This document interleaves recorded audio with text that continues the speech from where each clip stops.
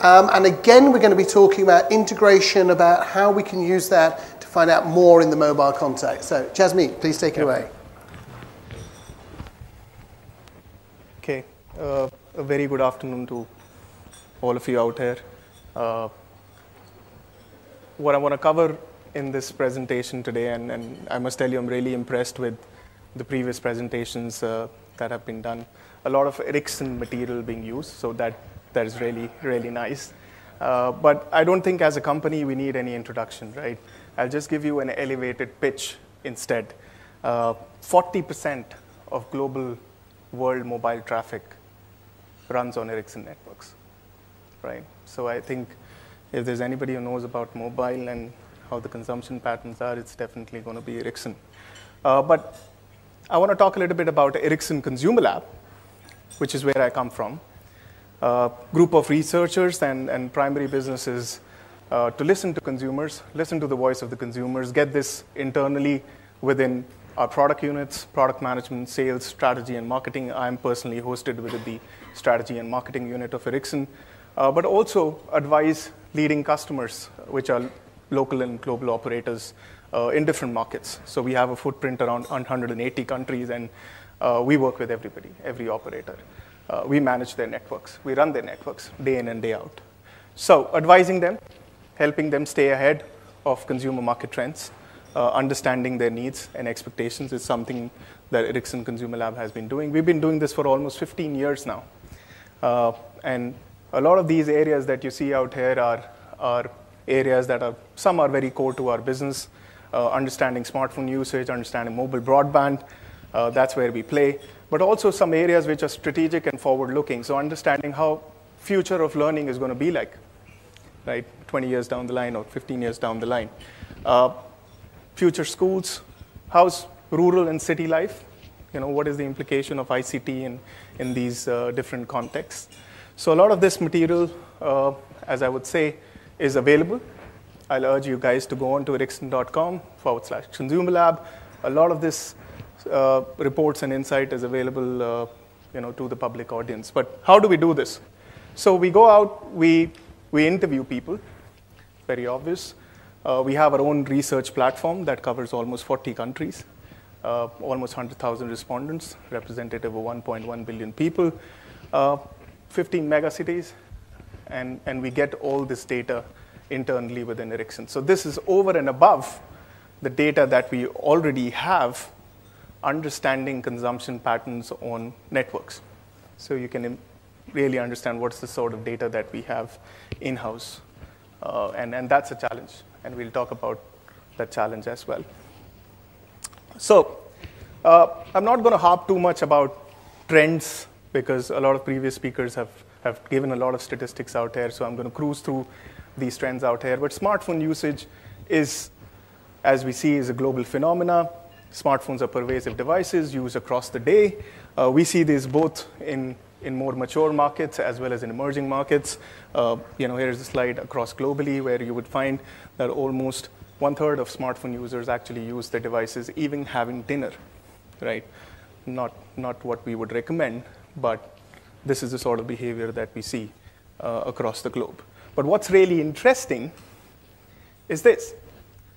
What we are seeing now is that emerging markets are playing catch up to more developed markets like US and UK. So if you compare usage patterns across 3 markets out here, India, Brazil, and Russia, which we studied, and you look at the usage patterns across US, looking at smartphone usage, you really see while the content and the applications used might be really different, but the usage patterns across the day are very similar, peaking towards the night, starting very early in the morning.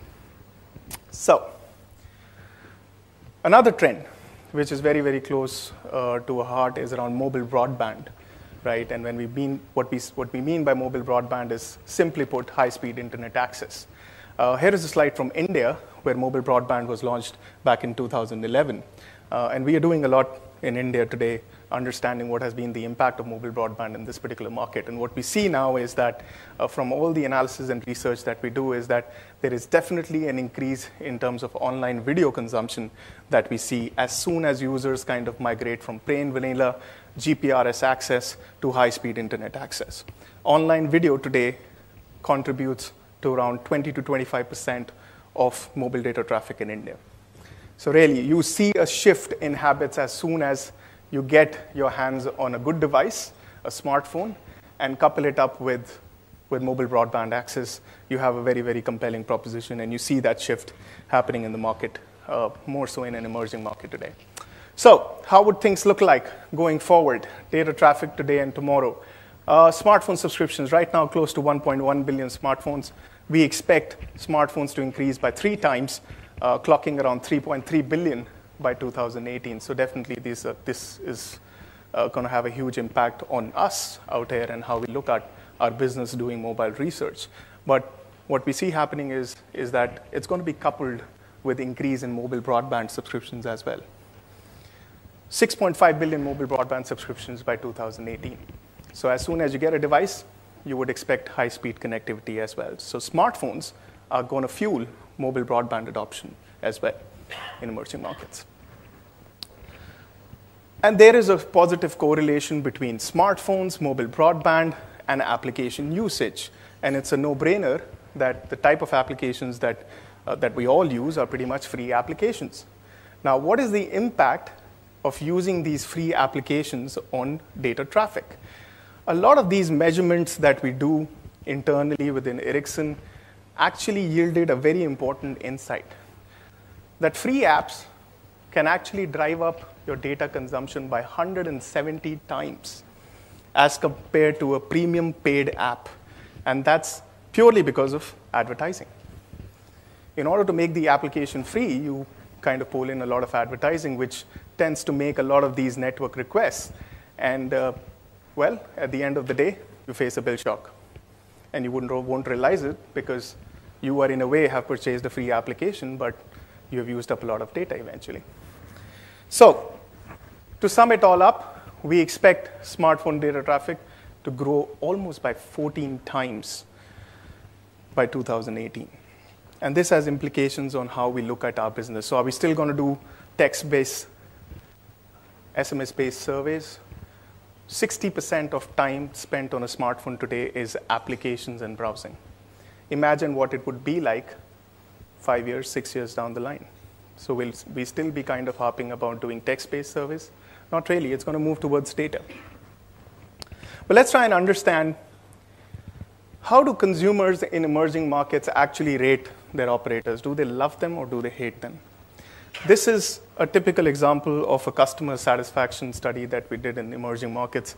You really see very high satisfaction levels, indicating things are okay, things are fine. Well, are things really fine? The output that you have today out here is purely regional dynamics at play. I will just take an example of India. We had 7 operators in India.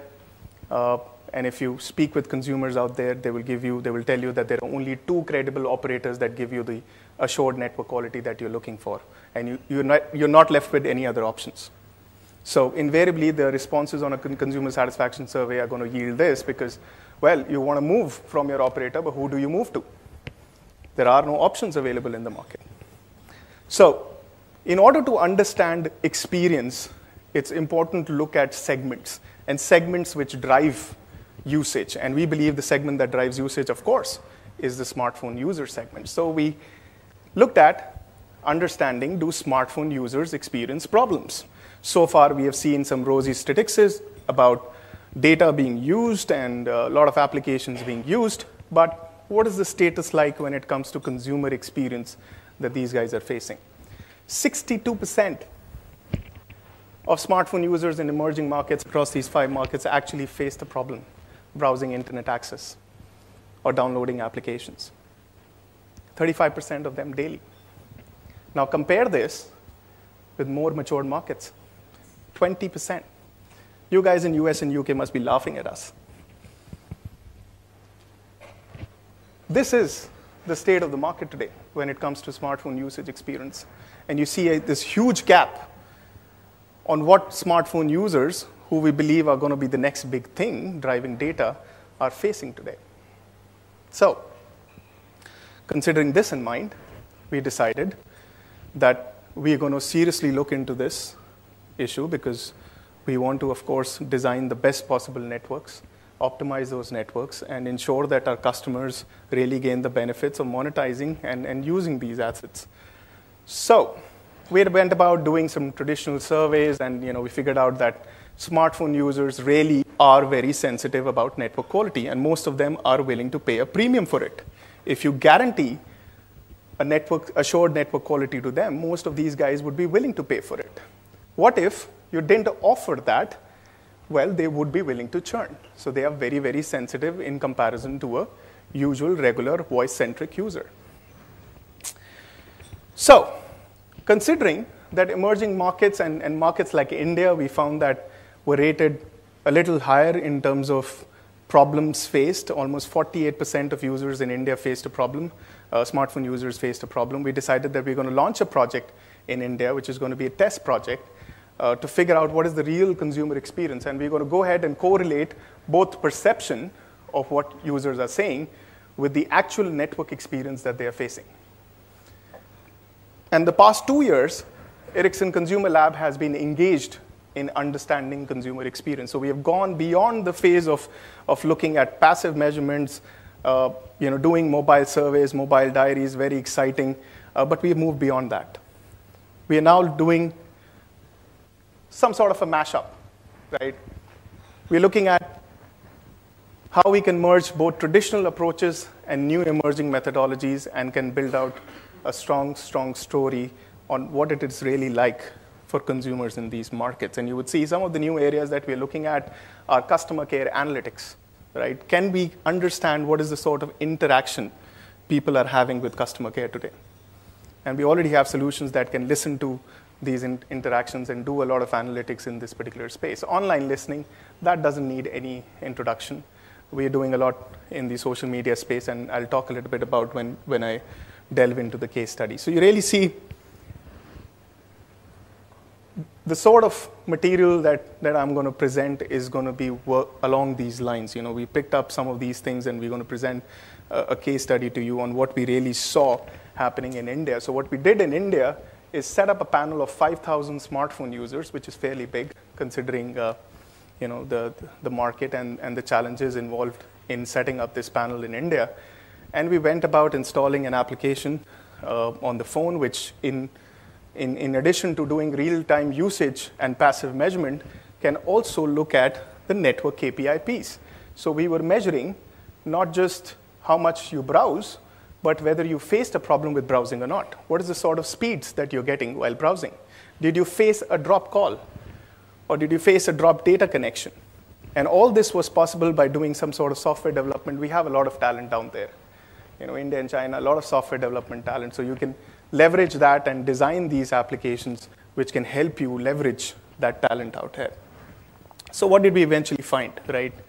And I'll delve more into what were the specific results. So here is an example of what you would see is coming from a traditional consumer experience survey where you're asking about perception, whether you face a problem or not, and what you get really from real-time usage statistics. The example out here is a measurement that we do on signal strength, whether you're facing any coverage issues with your mobile phone or not. And we then bring these together in order to find important correlations. Now, these correlations are not possible if we had gone either or with any of these methodologies. So what did we find? Well, what we found with mobile broadband, and just to give you some context and background on mobile broadband, is that in 2011, India launched mobile broadband. It was a similar time when China also launched mobile broadband, right? China raced away in a matter of a year, clocking around 126 million mobile broadband users in just a matter of 1 year. How did India fare? Just 15 million mobile broadband users in a matter of 1 year. So what was happening? What was going wrong? And with that objectives, our stakeholders asked us to kind of go very deep into understanding the real experience, in getting very granular and going very deep and finding those correlations. So what did we find? We found from the consumer experience survey, which was an online survey, that 1/3 of mobile broadband users claimed they faced network issues. We then looked at our network data, and we could easily validate that because 25% of the measurements that we did proved the fact that these users indeed were facing severe problems as far as coverage issues are concerned. The implication of that is that users, when they get this sort of crappy service, well, they will cease using mobile broadband. And hence, we found that almost half of the users were very sporadic users. They weren't generating the sort of data volumes that we were expecting from mobile broadband. We found more correlations, and this really helped us to do more correlations, right? And the interesting one is the bill shock, right? Now, when mobile broadband works, it works very well because you get great speeds, right? But you don't really realize how much time you have actually spent, and there is no mechanism among consumers to really understand the difference between a megabyte and a gigabyte. There is no mechanism possible. So eventually, when people started using mobile broadband, they used it. Well, some of them started tethering, which is connecting their mobile phone to their laptop, to the big screens. And very soon, they realized that they were facing these bill shocks. And once you get hit with a bill shock, you completely cease using mobile broadband. And this was all possible not just by betting big on mobile research, because mobile research was just giving us answer to one single solution or one single question that we had. We had to use a multiple host of different methodologies to actually arrive at the big picture. So, what were some of the learnings? So you saw some of the data that we had. What are the big learnings out here? You know, we were collecting, I would say we were over-collecting a lot of this information. We had host of different methodologies in place. Yes, it is advantageous, but we soon realized that the people that we were working with were not adept at handling this huge volume of data. So we didn't need the traditional research agencies or the statisticians to work with us. We actually needed data scientists to work with us. And hence, the statisticians were caught on the wrong foot there. We eventually had to rope in our technology guys who manage networks because they were adept at handling this big data. We manage commercial networks, and we are used to seeing all the complicated dashboards looking at when the network is down possibly in Madrid, or when a network is down possibly in Delhi. We had to rope in these technology guys to do this internal technology transfer and knowledge sharing with the agencies that we were working with in order to understand how big data needs to be analyzed, how you need to report it, how you need to present it, what is the mechanism. So we had to design a complete dashboard to do that. That's a lot of investment. We didn't expect that. It came as a surprise. We also realized that panel management is very tricky, especially so when you're looking at smartphone users. These users, by virtue, are early adopters and are urban affluent users, high ARPU users. They don't take the bait of incentives. They don't care about rewards. They care about technology sophistication. So you have to build a proposition. What was that proposition? We soon realized the proposition that we had to build with these users is, how can we shrink their bill? Is there any information that we can pass on to these smartphone users which can help them make a calculated call around how to pick and choose the correct mobile data plan for themselves? What are the applications which are driving data usage for them? How much do they use data on a monthly basis? So we shared email monthly summaries with these guys. A lot of the users would actually call us up and say, you know, I would like to participate in a panel because what you're doing really would help me make a calculated call and shrink my bill. So you need to work on building these propositions. Rewards and incentive is not the only answer. Third important thing, there is a very fine line that separates a trustworthy entity from spammers and intruders. And I'm sure a lot of people out here are going to talk about consumer privacy and going forward in the next sessions as well. We had to eventually set up a help desk, a 24/7 call center, where people could call in and reach us. We didn't want it to be an agency that deploys, does a panel management, does his research, moves out. We wanted to give people the option of calling us, addressing their queries, maybe technical queries, opting out of the panel, or maybe any other queries that they might have. So these are important hygiene factors that you have to look at when you're doing these sort of tricky sort of projects. The fourth big learning was that mobile is not the only place where your consumers are. It's great that we are doing mobile measurement, but mobile consumers are not conversing about experience, just on the mobile phone. They're probably on social media platforms, they're on blogs, they're on forums, they're on complaint forums. So we were just answering one piece, and we had to go ahead and look at the big picture out here. So what did we do answering this fourth piece, which is mobile is not where your consumers are? We commissioned some online listening sort of an exercise. And this is unique because what we have done is moved beyond the automated tools that exist in the market, because the automated tools nearly give you 50 to 60% accuracy when doing all these things. Look at the amount of data, 250 million tweets, 1.8 million posts. The irony is only 6% of this data was relevant to us. So you talk about big data, and the relevancy out here is just around 6% of that data. We had to put in people manually tagging all these entries, and eventually we realized this is not something that we want to do. It's a lot of investment. So we asked these guys to go ahead, develop software, write algorithms that could do this automatically, and look at what are people talking about as far as negative drivers are concerned. And you would see, we already expected network quality conversation drivers to exist. We already know that. But the interesting point that you would see is a lot of these negative conversation around mobile broadband was around customer care. And here is a quote from a guy who called into customer care asking how he could convert his 3G connection on his smartphone to a mobile Wi-Fi hotspot. The customer care is clueless because they were never designed to work on the data paradigm.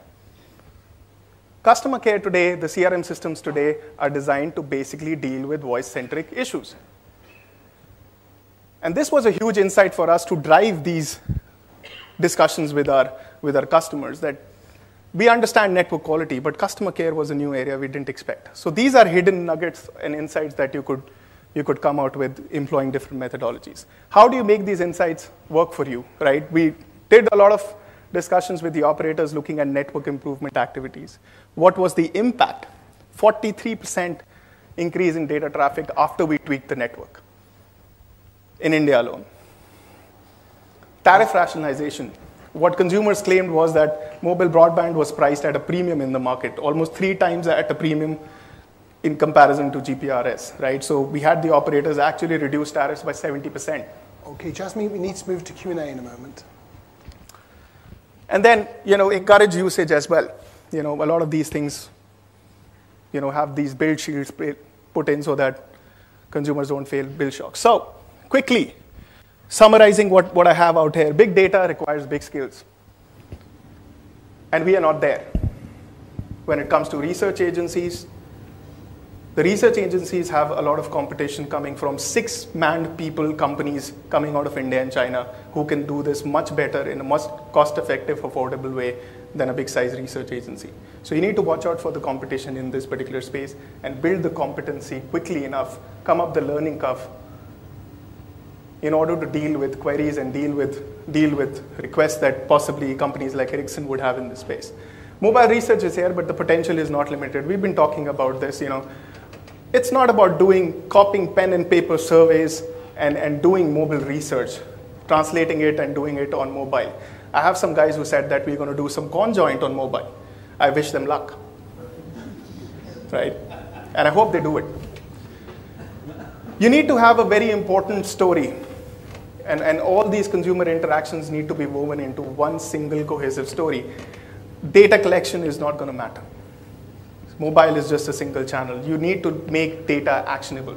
So, and hence, we need to move beyond measurement to measuring experience. And that could be across any of the industry. That could be telecom, that could be FMCG, any of the industry that you're looking at. Privacy, not going to talk too much about it. I think we all agree with it. But we've seen a lot of companies on the app stores today that anonymously report and fetch data from mobile handsets and are selling it off the shelf today. That's a big no-no for us. And it's up to us as clients in order to ensure that we self-regulate ourselves. And also the research agencies who work with such partners in order to curb these practices. Last, this is very important. this is crucial. Let us fix mobile networks first in order to do all the fancy things that we want to do here. And that's crucial. And that's why I like to emphasize that experience first and mobile measurement is going to follow. Thank you so much. Thank you very much, Jasmeet. Okay, we have a chance for a couple of questions, so be prompt, putting up your hand. Yes.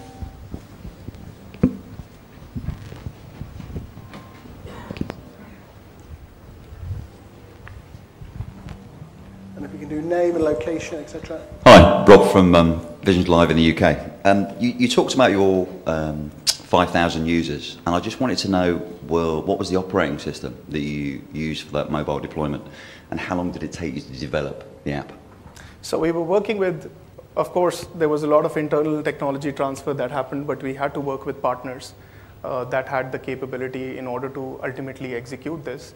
So we did have partners executing this for us, but a lot of guidance around what to measure, how this needs to be standardized, how it needs to be presented, was all guidance from Ericsson, because this is a space that we understand is a new space, is a nascent space for most of the traditional research agencies that we work with. What I would say is that when I speak with clients and colleagues of mine at clients, they tell me that they are not asking research agencies to participate in mobile research projects because they don't believe that the agencies have that level of competency and skill sets today. And when I speak with the agencies, they tell me that we don't have that many clients asking for mobile research. So it's a chicken and an egg situation today.